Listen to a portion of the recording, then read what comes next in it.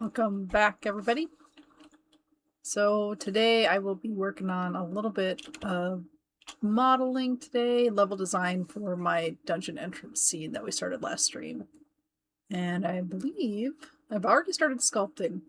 I'm going to be somewhere in between preparing the low poly version of the asset and blocking out still.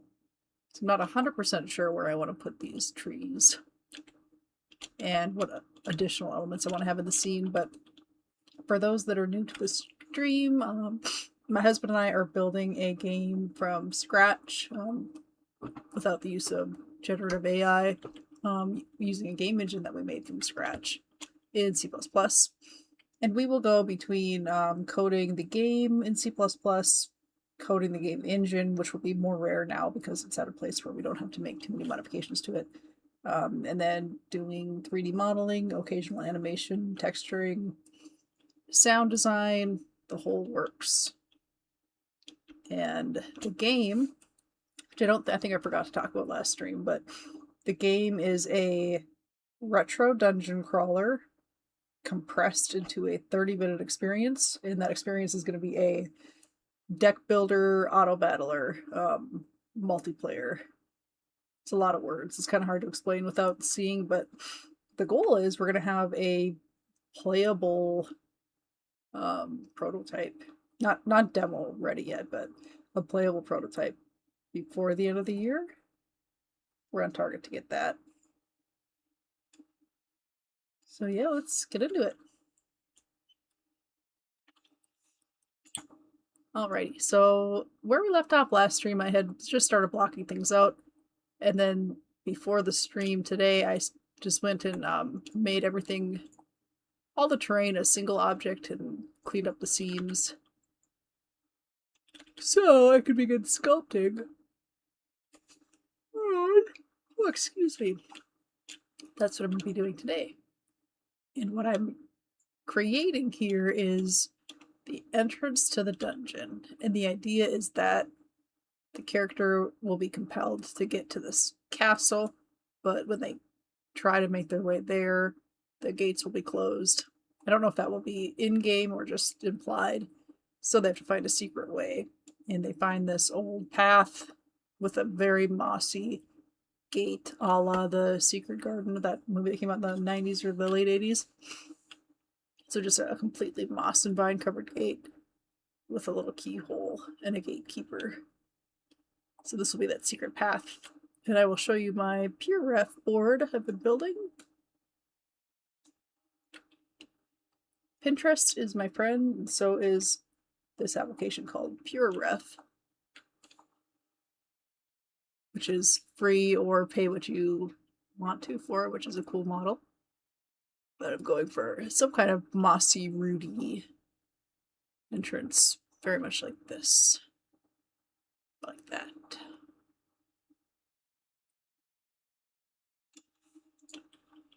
And then workflow-wise, what I try to do, it kind of changes.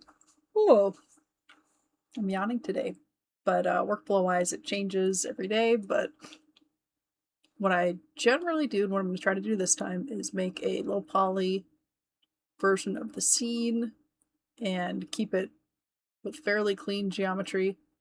Then I'm going to divide that scene into objects, into chunks. Then I'm going to go back and I'm going to UV map the chunks. Then I'm going to come in and make a high poly version and export both to Substance Painter and then bake the high poly details onto the low poly map. Hi, Hixie, thanks. And welcome back to you too. So I was just explaining my workflow, and while it changes every day, every time I do 3D modeling, generally what I do is I make a low poly version, then I make a high poly version, and then export, I UV map the low poly version, and then I export both into Substance Painter, and then I bake the high poly details onto the low poly version, and then export the normal map only from the high poly baked onto a low poly version from Substance Painter, export only the normal map, and then have a very, very simple diffuse map, diffuse texture. And then my shader makes use of the normal map. And strangely, it is world space normals. Kind of just happened upon that, but it is working. So I'm in low poly map creation mode today. I am tired, Galandival. I think I might even be getting a cold.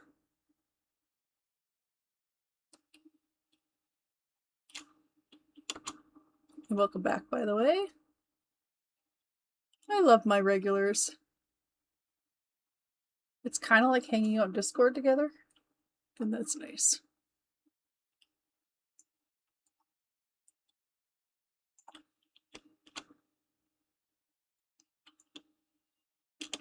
So I'm not going to use the Dino Topo at this stage in the game because I want to keep things really low poly. I'm just trying to do some basic shaping here.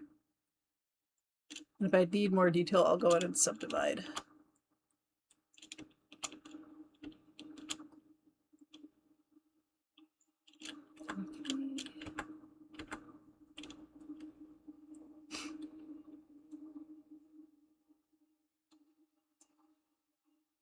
And that is not going to cut it. I think that we need to go, oh. Yeah, I'm going to go one layer more subdivided here.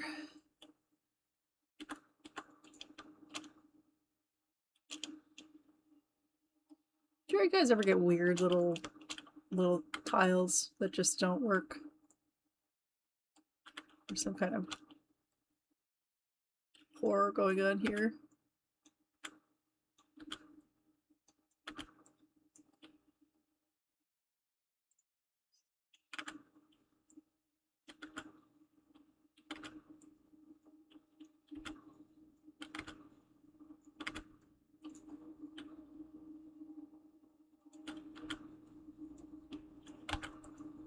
I don't even know what happened here. Let's just do this.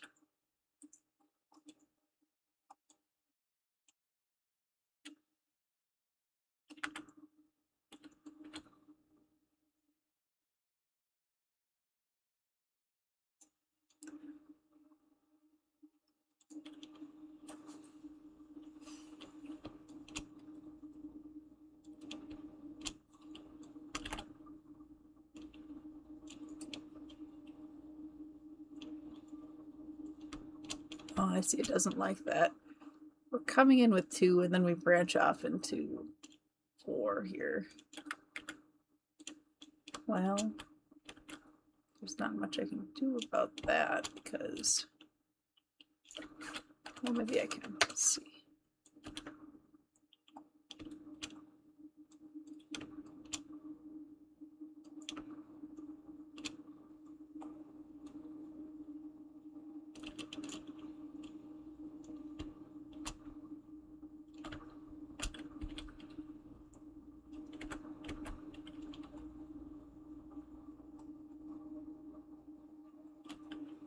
Okay.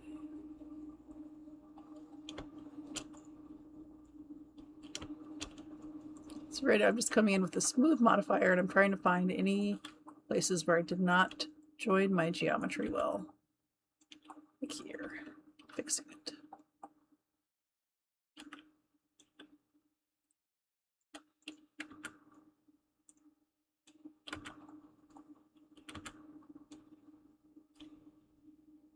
Topology from hell, yep. That's one thing I will never, ever have any interest in doing well is topology. Which I'm sure would, is going to prevent me from ever getting a job doing any kind of game art professionally because it's just so boring. Trying to get your topology to be nice.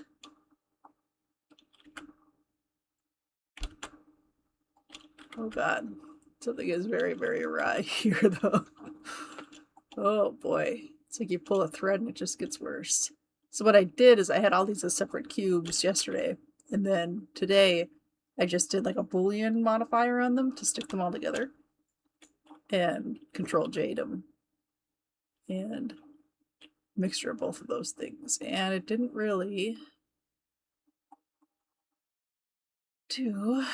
turn out like I dreamboarded it.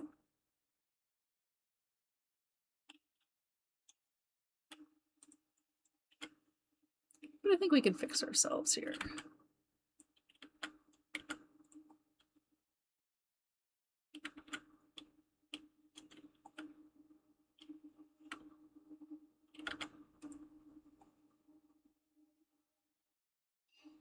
Are there parts of game dev that you guys just have zero interest in? Because for me, it's making nice topology.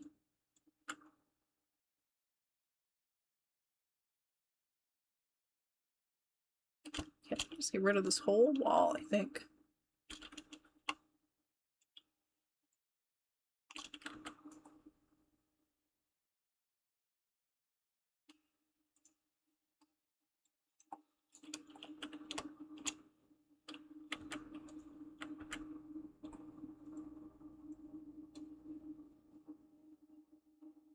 So Hixie, what's your company's policy on AI?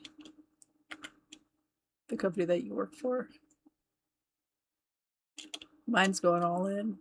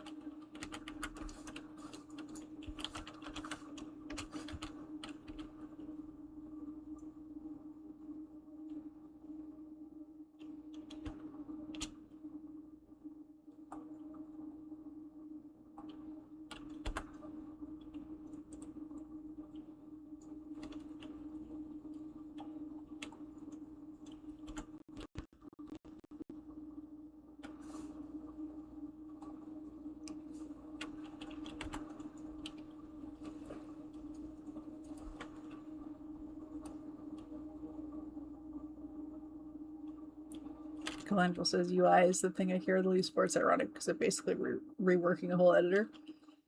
UI is awful. I felt like there was a perception in the industry that front end dev was the easiest, but doing generally full stack for my career, front end is the hardest part. There's so many ticky-tacky little things you have to do, and drives me crazy. In the States, the back end is so much easier.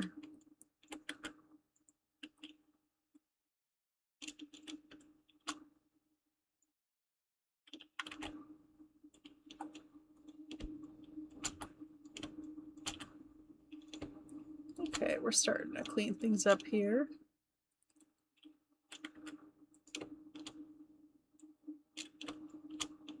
I've heard, I don't know if this is true, but I've imagined that there is a job where all you do is you retopologize stuff.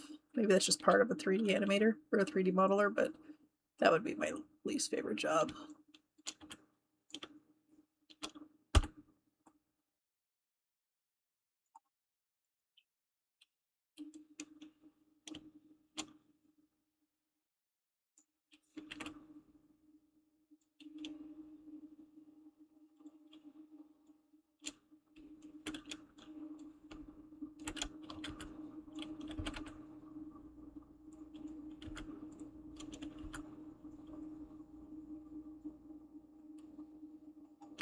Okay, starting to get cleaned up. Oh gosh.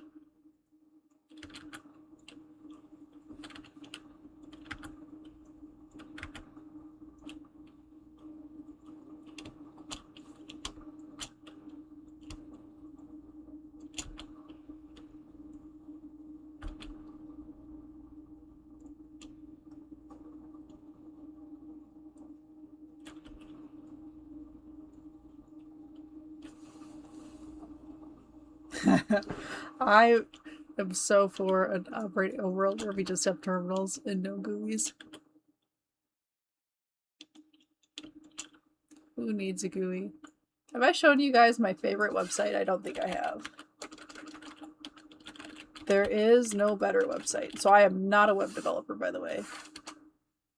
And you will be able to determine that based on We have not. We peaked with this Berkshire Hathaway website, and it has only been downhill from here. It doesn't get any better than this. Look at how easy it is to read. Look at how fast it loads. All the links work immediately.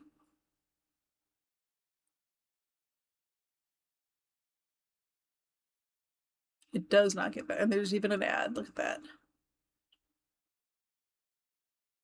I think we started to go awry at CSS and JavaScript.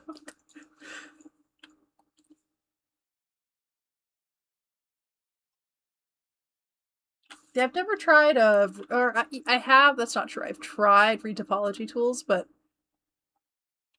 you guys would, my normal workflow is I don't even, or before I've started my workflow in the past, I'll say that, was just to start with a high poly version and then use the decimate modifier and just stick with what I get. I don't do any retopologizing. I've tried retopology tools, but I have been able to get away with, like, the UV maps are generally fine enough for what I need without retopologizing. So I don't. But yeah, it's a great website. Oh, Nixie was saying, we use it as a tool to assist mostly for development and not for art. Used to replace mundane tasks for the most part. Yeah.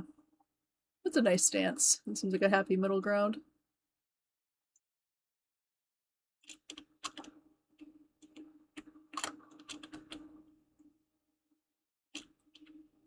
I'm gonna get something nice if I do grid fill. No, dang. I wasn't intending on doing this square by square all stream. Let's do this instead.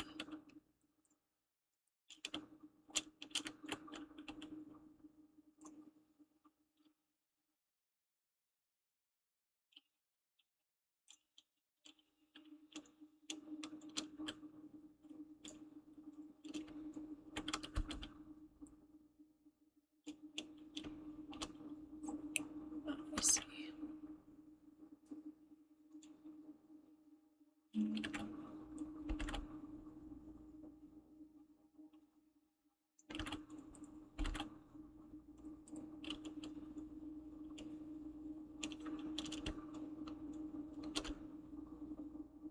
One, two.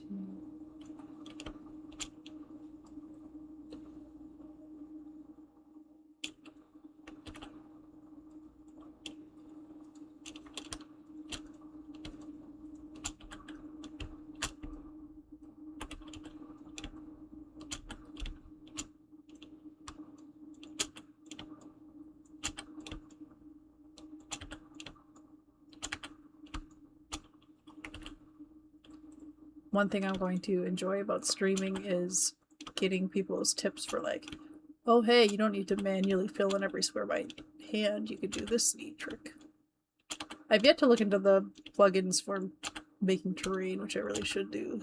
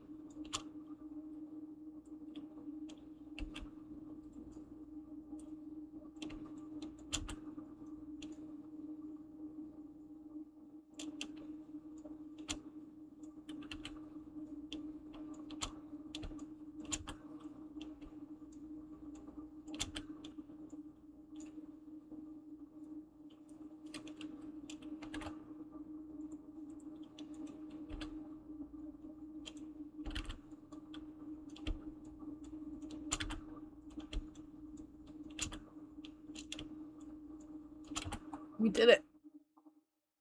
Okay. Thank God.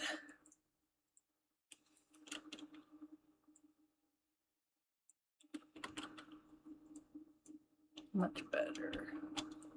Alright, I think that... Oh, gosh. Oh, this is horrible. I don't even... The worst part is I don't know how we got here. I really don't.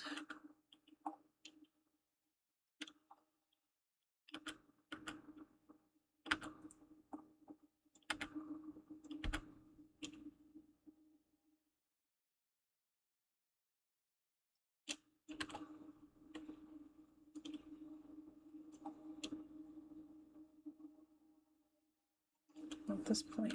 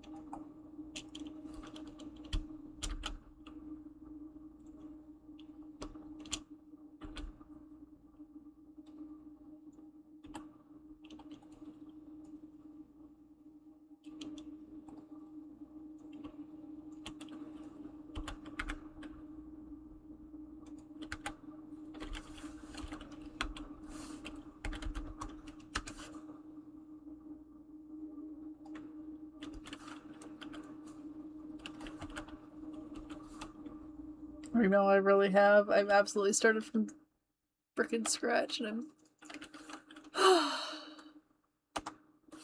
that's literally just what I'm trying to do, is just go back to a box so I can start over.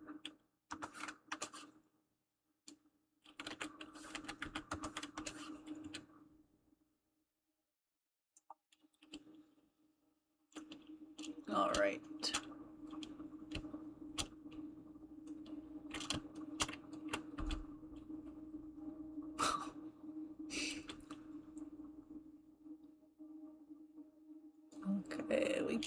final edge loop.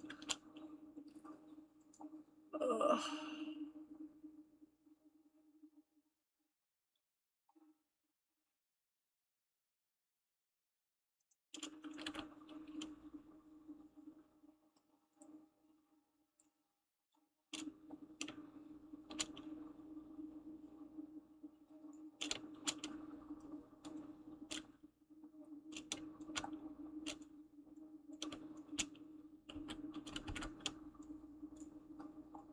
What's the most prudent way to get out of here? Hotkey in Blender to fill with the according number of faces. Oh gosh. And it's not grid fill? Googling.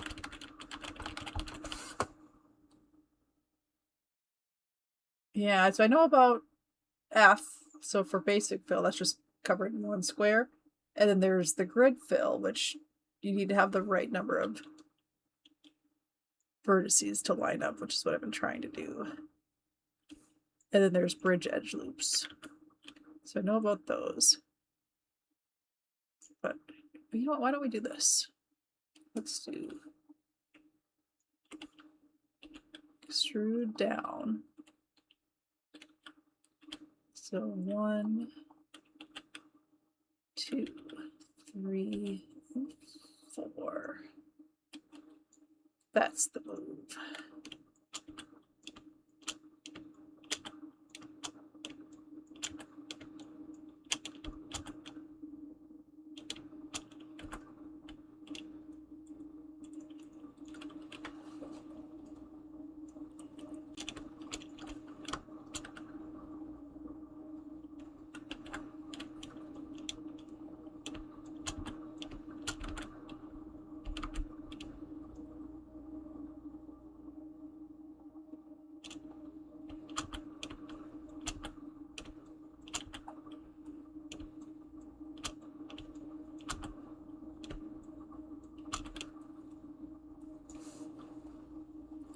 All right, maybe we're almost there for real this time.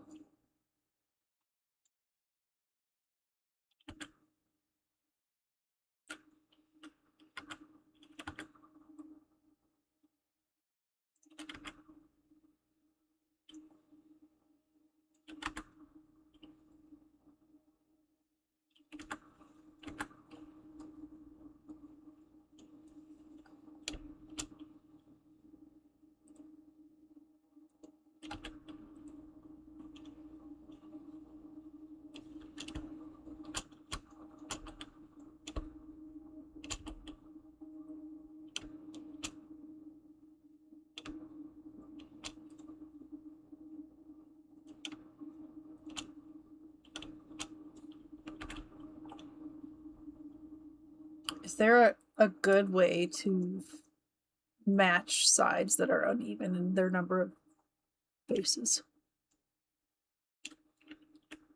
1, 2, 3, 7, 8, 9, 10, 11, 12.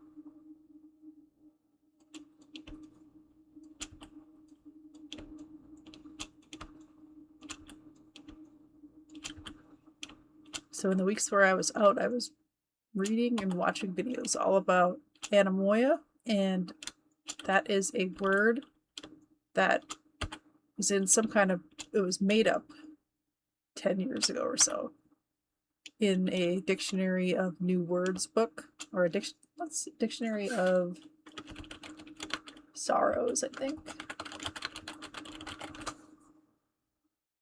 The Dictionary of Obscure Sorrows. So whoever wrote that book made up the word anemoia, and anemoia is a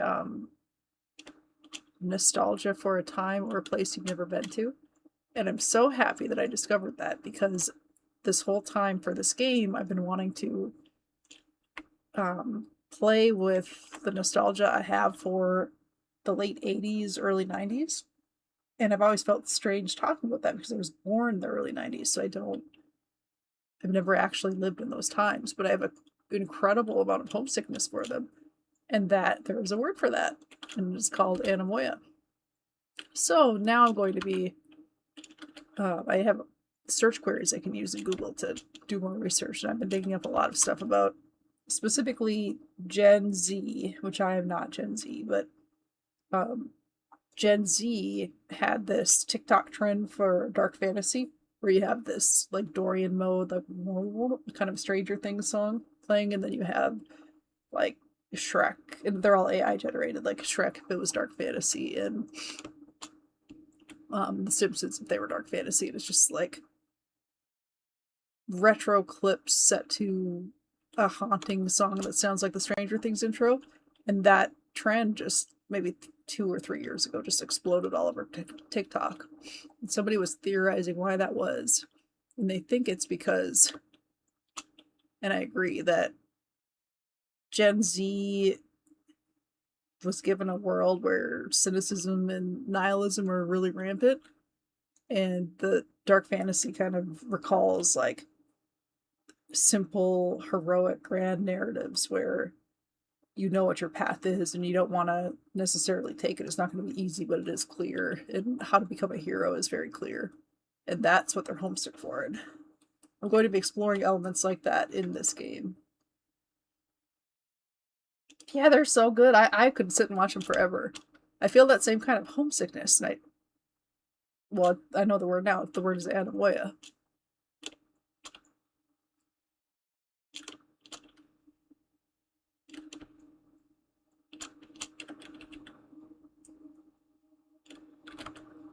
And I cannot wait to show you guys the soundtrack my husband is developing. He made at least the first song, and it's so good. He's so good at making music. Do you know how lucky I got to have a husband who just happens to be super good at everything that I've ever needed to make my dreams come true?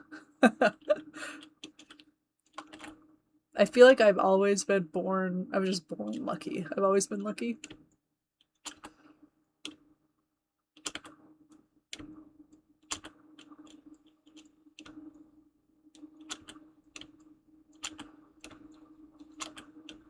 We are nearing the end now. Okay, there's 2 and 2, so I should be able to grid fill here. I can't. Why? Oh, because it's not closed. Oh, whatever. Who on you then? But I will be able to grid fill this. Oh no, I won't. Okay, that's logical. That makes sense.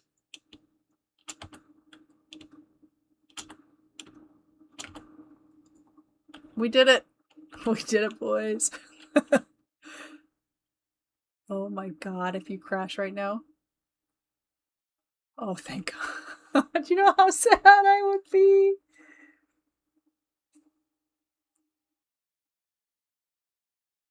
Personally call that thing being a poser. You make it sound smart. I have forgotten what I was talking about for the context for that.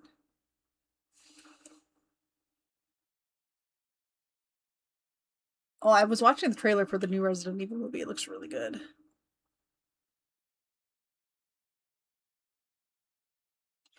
I'm not a big horror person, but I watched the Resident Evil show and I didn't find it to be very good, and I haven't played, I don't think I've played any of the games, but somehow through osmosis I've absorbed most of the storyline. Okay, now we can finally get into what I was hoping to do today, which is sculpt.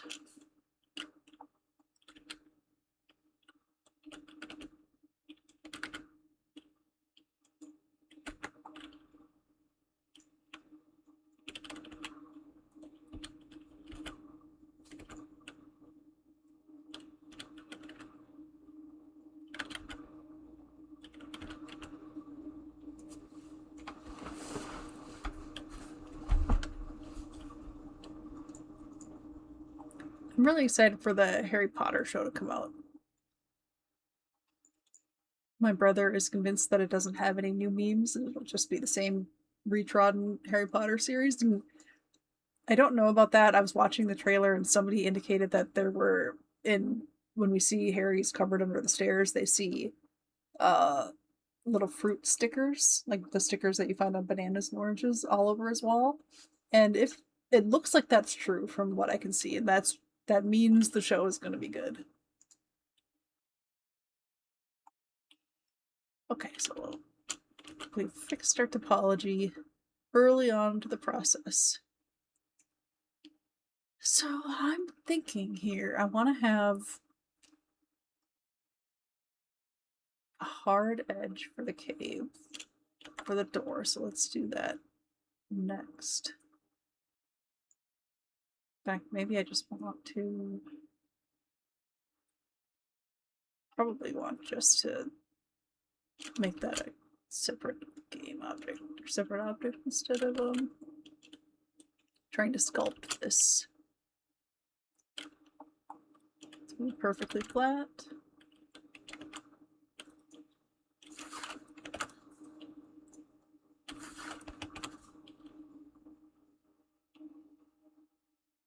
I have a 5-year-long Harry Potter D&D campaign. That sounds so fun. Oh, I'm really envious of that. That sounds extremely fun. It's still ongoing. That's cool.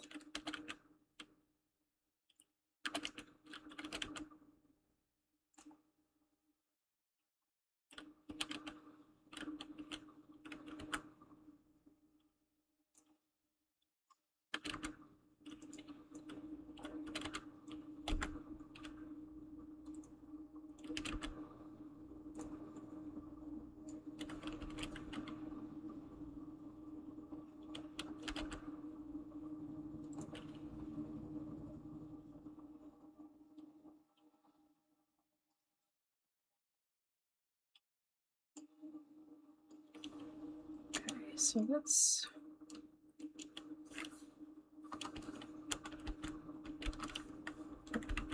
Oh, what's the... Oh, there we go. So that seems about right for the height of the door. We just want the door now to be cut into the...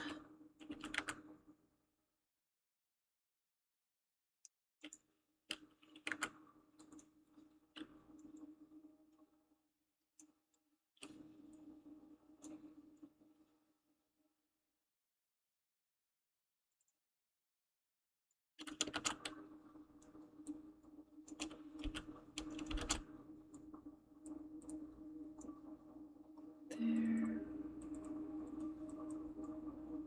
We fiend hard. Oh, that sounds so fun.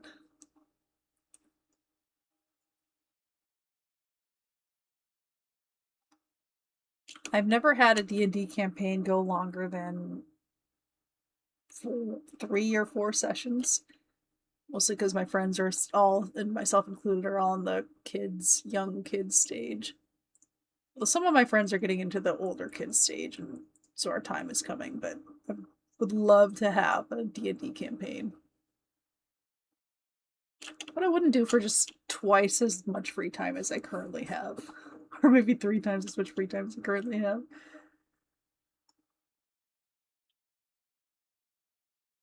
Maybe when AI takes all of our jobs, we can and universal basic income to make games and play D&D, 5-year-long D&D campaigns. That sounds so fun, Galandable. So, is it a custom campaign? I don't really know. I've never understood how dungeon makers make campaigns. Can you just think of one? And if so, how do you think about all the edge case scenarios that a player could run into?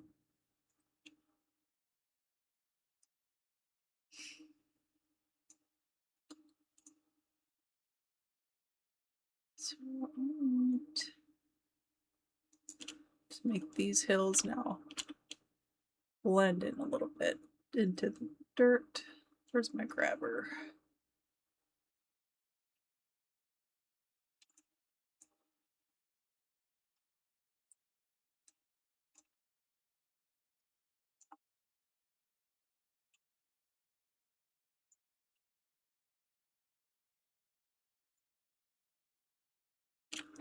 And I should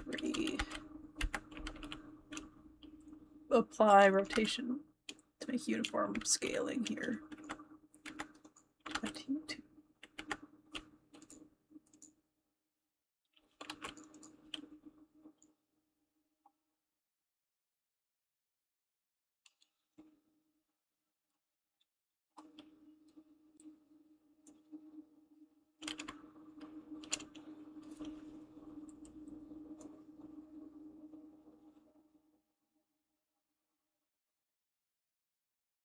Oh, cool.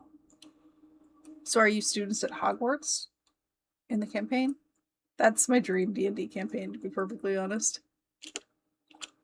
I started playing Hogwarts Legacy, but I don't like games where you're just playing from cutscene to cutscene, and I got bored within... I couldn't get through, like, the intro level. I have a horrible attention span for games these days, especially, like, really cinematic games. The one exception being I got through a good amount of Baldur's Gate 3, because that was really, really fun. But I did not like the cinematic parts.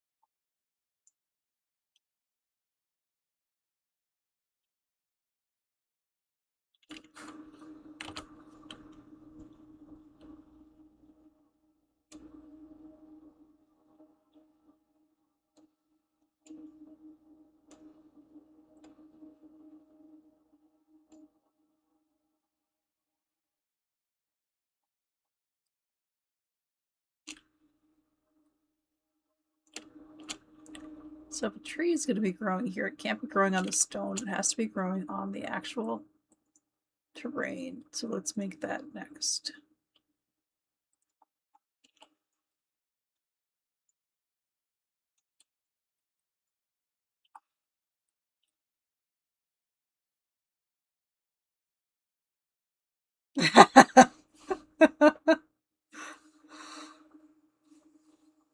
That's amazing.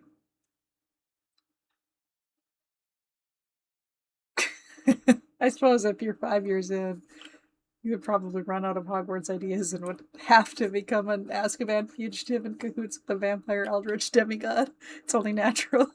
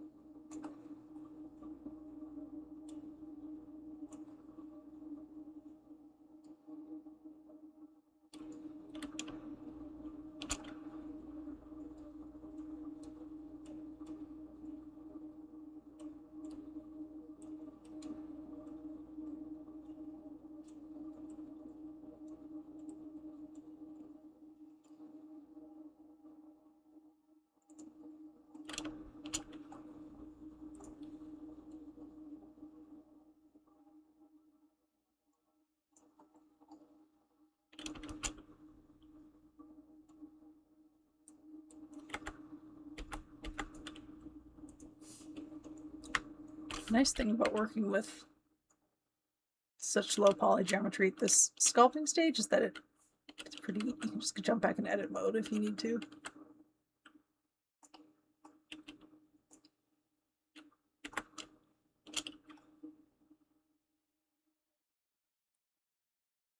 Cursed to become asexual vampire goth baddies. That's fantastic.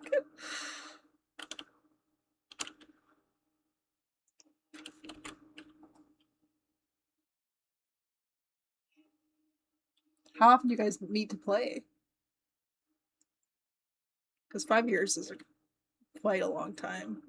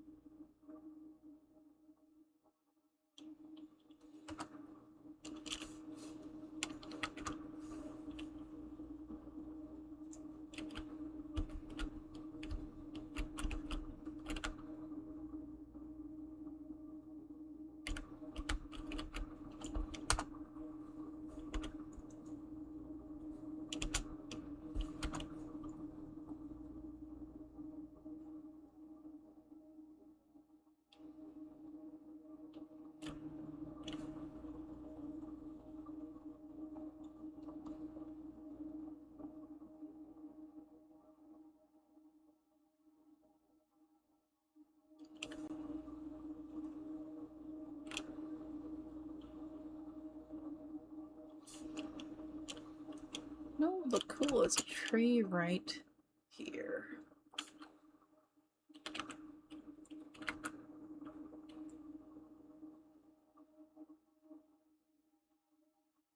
Once a month or so, we're all retired veterans and started the campaign. That's super cool. You know what? That reminds me of my dad because he was in the Navy, and he was just telling me a story the other day about how he and his friends would all rally around all of his Navy buddies while they were on ship. Couldn't wait to get into port so that they could get the latest Thomas Covenant fantasy book. What I'm finding out is that nerds are everywhere. Nerds are in the service, and nerds are in the ECFE, which is Early Childhood Family Education.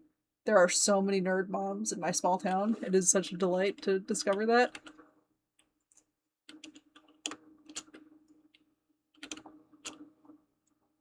So do you guys all happen to live together, your army buddies, or did you are you playing virtually?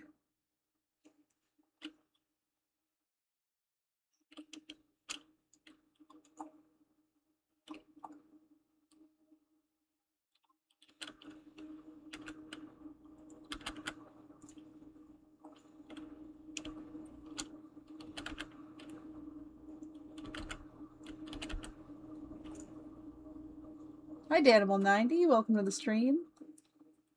We are working on the dungeon entrance low poly mesh at the moment. And talking about a 5-year Harry Potter, Azkaban, Eldritch Vampire, Eldritch Demigod, Fugitive D&D campaign.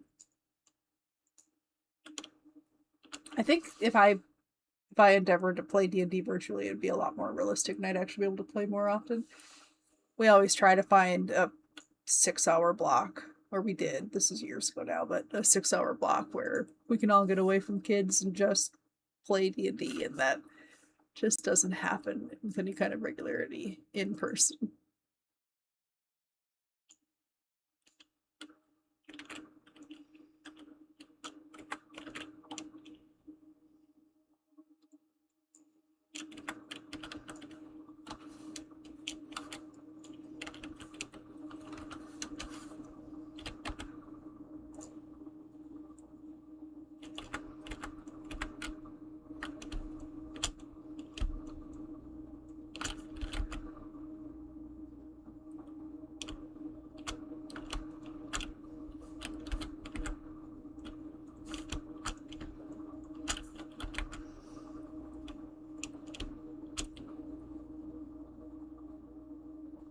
The animal wishes they had friends to play D&D.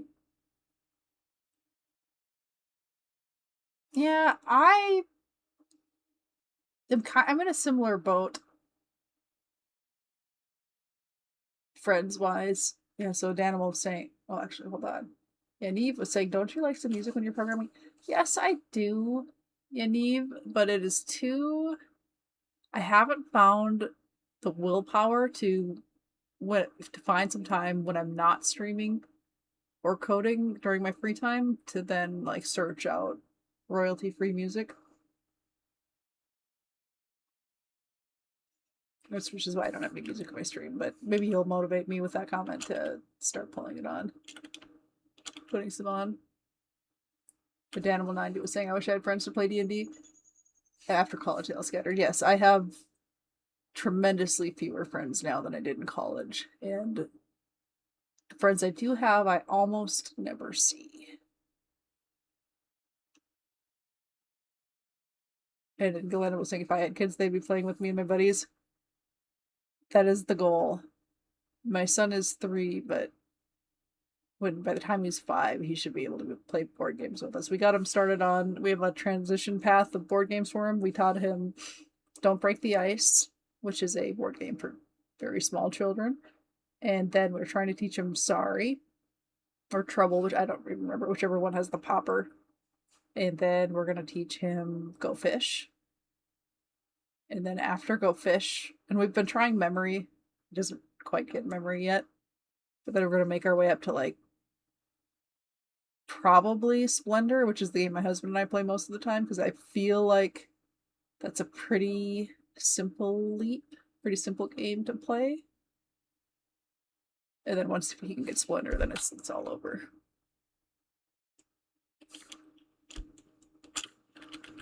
But for the time being, he is 3.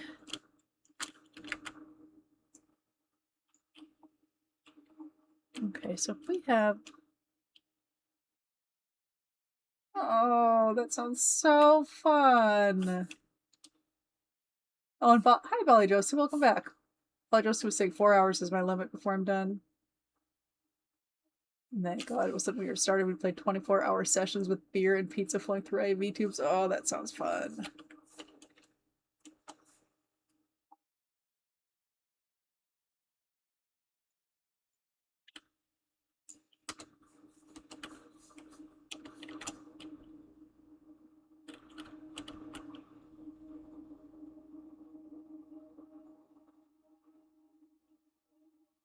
Okay, we have some tree branches there, and then big tree there. Let's just start getting this a little bit more formulated here.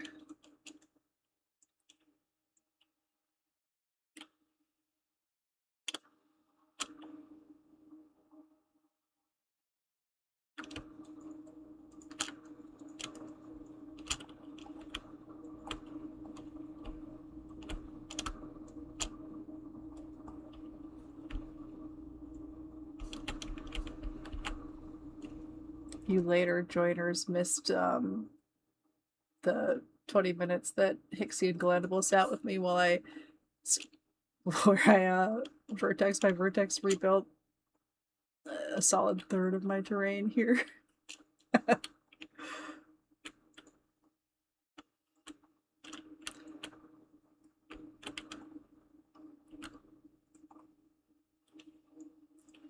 Is anyone Dungeon Crawler Carl fan? Because I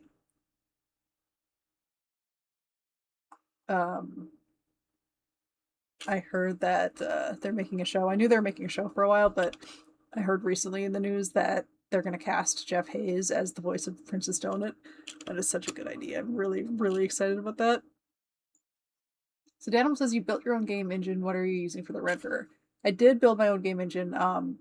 So the renderer we're currently using is one I built on top of Diligent Engine, which I highly recommend. Yeah. Daniel has read Dungeon Crawler Carl.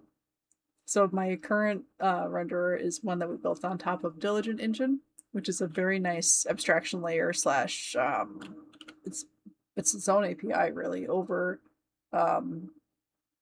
lets you write in one API, if you will, and then you can use that same code for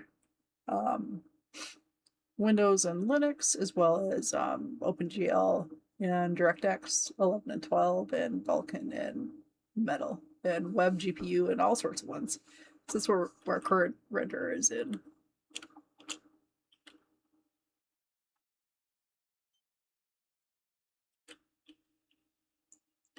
Not exactly sure when the next time I'll be coding is. Probably sometime next week. I needed to take a break from ImGUI. I was getting really bored of doing ImGUI code. Oh, but I hadn't shown you guys where we left off. You can click stuff now. I'll show you that quickly. Calandival says, I haven't read it, but I heard it's about sadistic AI and foot stuff. I like the Mistborn series better. Sadistic AI and foot stuff sums up Dungeon Crawler Carl very, very well. I liked Mistborn too. It was really good. They're also making a Stormlight Archive series, I heard. Okay, so if we come in and pick a class, what I did over the weeks while I was gone was the equipment menu, and if you're fast before the timer runs out, you can equip stuff and you can hover over it and you can see properties of your equipment. And if you click the eye icon, you can see other people's equipment.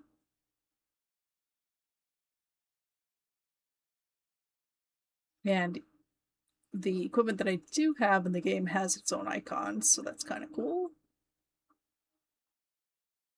And business rules are you can only change your equipment at the beginning of the round, so that's what's happening here. The round has been simulated to be just started, so now we can change equipment. And this is kind of cool. If you hover over one that you don't have equipped, you can see its stats down here. So you'll know what you're changing to. Yeah, so that's what we got done over the 3 weeks we were gone.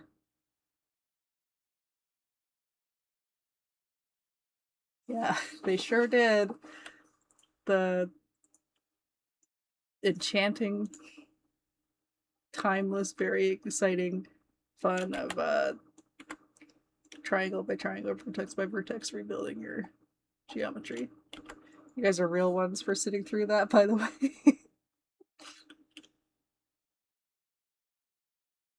You just started reading Mistborn or Dungeon Crawler Carl? I'm assuming Dungeon Crawler Carl from context. Are you reading it or listening to the audiobook? Because I don't know the last time I've actually sat and read a fiction book, but I highly recommend the audiobook because the narrator is out of this world good.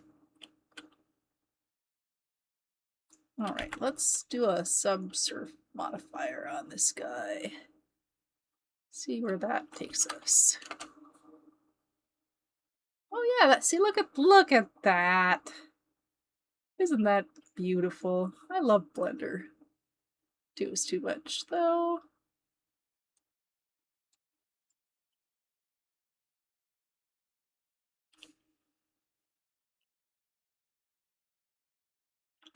Okay, now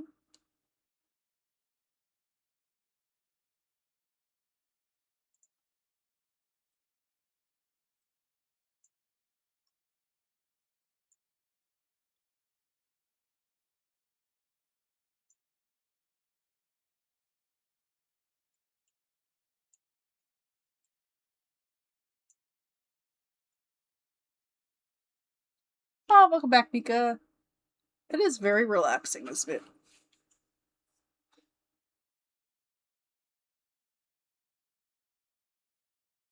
And Eva's recommending that I put music on, and I think I will sum up the fortitude to get music working on my next stream, because it would be nice to listen to music.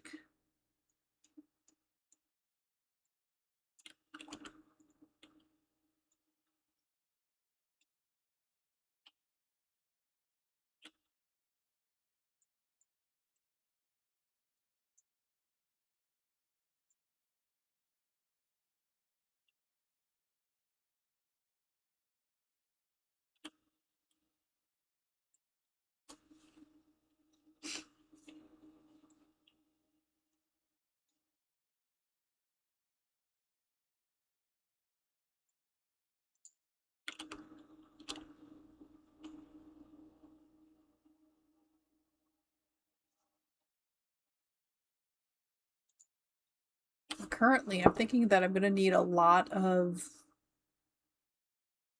alpha blended foliage in definitely in this scene. And what I'm wondering is, did I implement proper alpha blending in the diligent version of render? We'll find that out soon enough.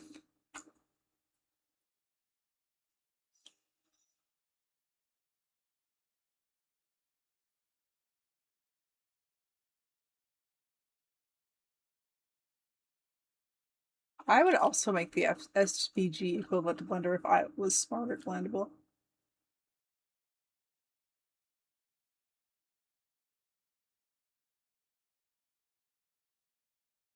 There's so many things I would do if I was smarter, you guys.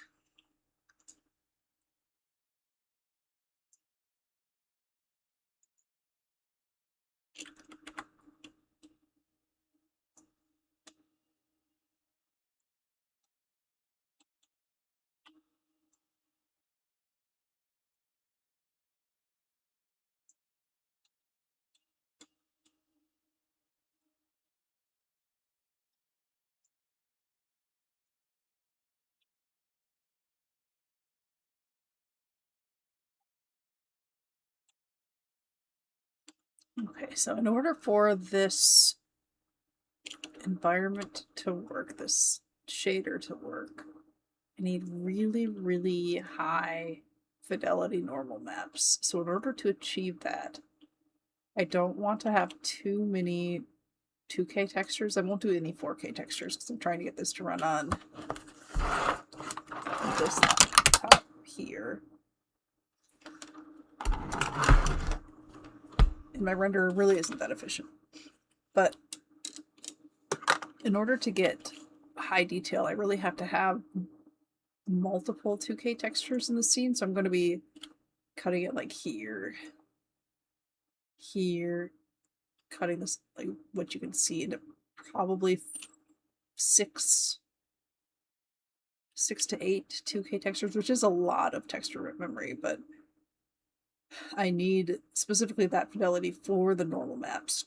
And I'm going to be adding lots and lots of roots and grass and rocks and pebbles and dirt to really make the scene come alive here. But as far as shaping goes, I want to add some big rocks and maybe some big bush balls.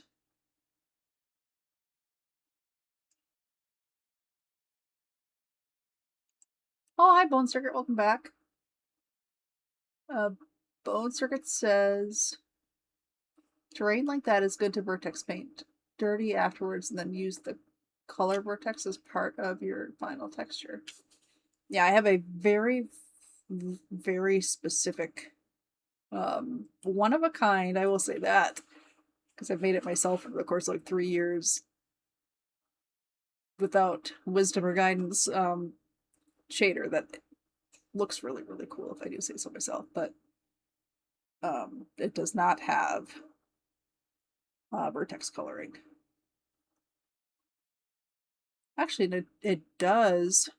That's not true. one aspect of the shader, of the material, one of the shaders does do vertex based. It will change the color of the overlay of the mesh. We have like a transparent overlay of the mesh based on the vertex position, so that is not true. I do. Mika said, I've only dithered transparency in my game. I've learned the hard way that it is hard to implement transparency with deferred rendering. That is true, which is why, that's not why I haven't done deferred rendering, but I need to do deferred rendering. But my current renderer is not deferred, and part of the reason why it's not very performant. The animal says I can program all day, but I get a little lost with the Blender nodes. Yeah, I at one time in my life had Substance. What is the? I only have Painter now, but what is the one where you can build materials yourself with a node-based editor? I'm forgetting what that was called. Substance Designer, I think it was called. That was the most fun I've ever had in my life, was doing the node-based material creation. I've really, really had fun doing that. But the problem with that is for every effect that you're adding to your material, you also, in Substance Painter, then you would need to be able to support that effect in your shader. And that's, so I've landed on a workflow that's actually really, really simple to render that matches my shader exactly. Filter Forge? Is it free? Yeah. Yeah, Substance Designer. Thanks, Bone Circuit. I have Substance Painter. That's what I use for texturing, but also, by the way, I've told this on stream before, but for those that don't know, Adobe bought Substance from Allegorithmic in 2022 or 2023, and Allegorithmic used to have a lifetime license policy, and Adobe is very I don't know the word for Adobe, but they didn't want to honor the lifetime license, but they had to because it was a license. So you can go to Steam and buy the current version of Substance Painter for like $100 to $150 and just own it for life. You don't get the updates, but that's okay. So I did that in 2023. So now I have Substance Painter 2023. And it's kind of a bummer that I won't get updates, but I don't have to pay 30 or $40 a month or some crazy shit for it. So that's an option.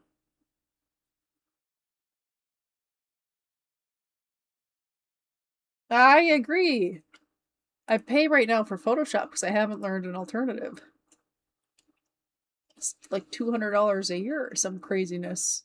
I should really look into Photo P. My friend, I'm gonna rep my friend here.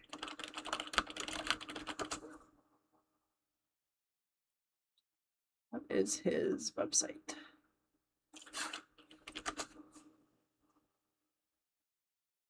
Oh, I'll have to ask him what his website is or if he even has one here. But he made his own paint program. He's been working on it forever. Oh, I'll have to ask him what it's called. Nukin's Paint Shop, but I can't find it online.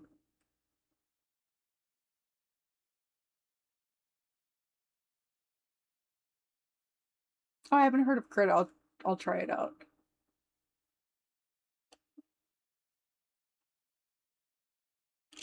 Yeah, I don't enjoy paying out the nose for Photoshop. That's definitely true. Alright, have our trees. Let's do what I want to do for roots here. Probably wrapping them. Yeah, that's what I want to do.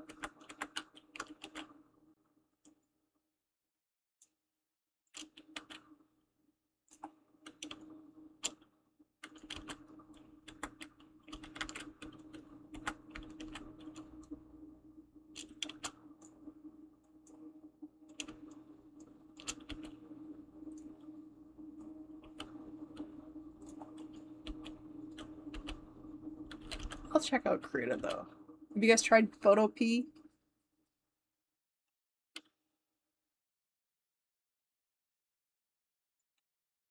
Bonsucker says, what is that word? Agama materials is another option for it. Substance designer replacement. Thank you, Bonsucker. I'll check it out. People always said just use GIMP, but I am sorry, but GIMP is just not a satisfactory replacement for Photoshop. Maybe it is now. I mean, Paint has layers, for God's sake. I'm sure GIMP is a satisfactory replacement for Photoshop.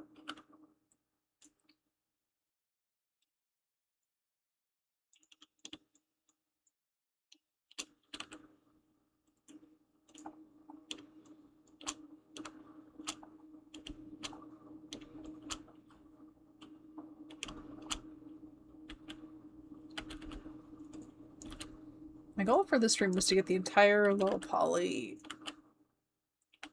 mesh blocked out, and I don't think I'm going to get there because I have to go to bed here in a couple minutes. But I'm hoping by end of next... What happened here? By end of next stream, I will have I'll be getting into painting. What happened here?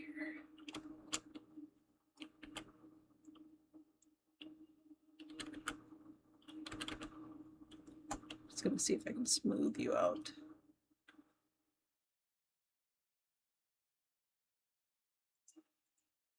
Yeah, nice.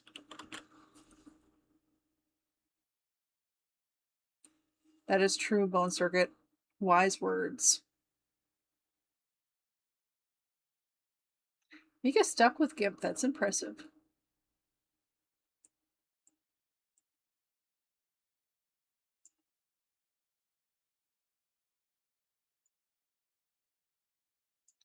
That's some severe loyalty, Mika.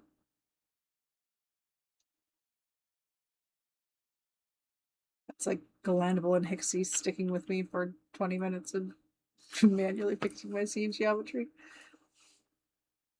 Infinity Designer and Infinity Photo are great one-time payment options. Okay, I'll take a look. Because I don't mind paying, like, I'll pay even $200 for really good software if it's a one-time license. But what I hate is stupid subscription models. I want to own something that I pay a lot of money for.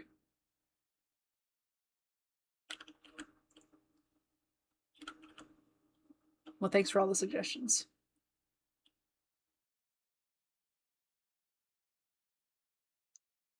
Hey, C7NDK. It's 4 a.m. for you? You should go to bed.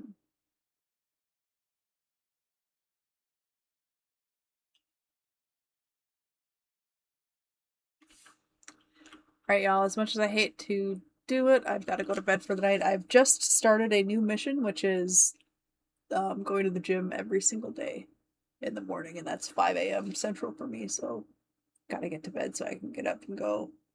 But I will be streaming regularly Tuesdays and Thursdays now, and at least one day on the weekend, I'm thinking. So I'll see you Thursday night at the same time. Thanks for joining me. Goal for next stream is to try to get some of the high poly details in and baked so we can start painting. Probably won't be painting next stream, but I will hope to be painting by the next one. All right, thanks y'all. See you next time.